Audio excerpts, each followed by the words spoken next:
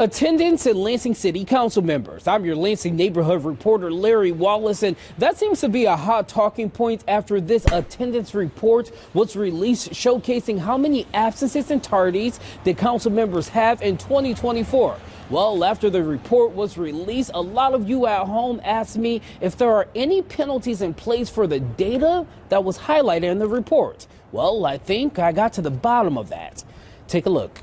I mean, one expectation would be that they show up for their job. Conversations about the Lansing City Council's attendance are circulating across my neighborhood. It all started after this document highlighting council members' attendance at all standing committee and council meetings for 2024 was released earlier this month. It shows among 8 council members there were 6 tardies, 55 excused absences, and 4 unexcused absences reported.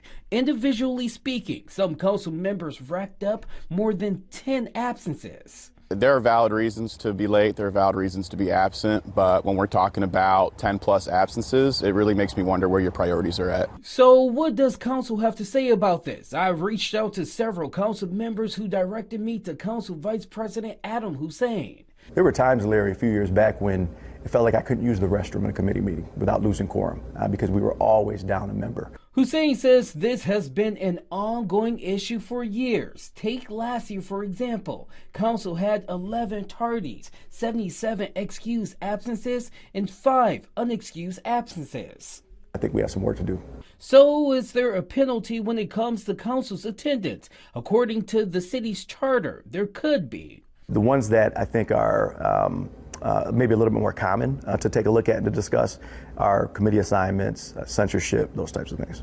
But Hussein says it's hard to put those penalties in place because there's nothing in the books that explains what's unacceptable when it comes to attendance, which is why in the past, council drafted an ordinance to define that. The spirit of it was creating some objective criteria in terms of you must attend this number of meetings. Here's what an excused absence actually looks like. Now, it's unclear when or if that ordinance will actually pass. Meanwhile, neighbors are hoping for a concrete solution to help council attendance improve. Being there in person, actually, interacting with the community face to face, I think it's an important part of actually being a public servant. Reporting here in Lansing, I'm Larry Wallace, Fox 47 News.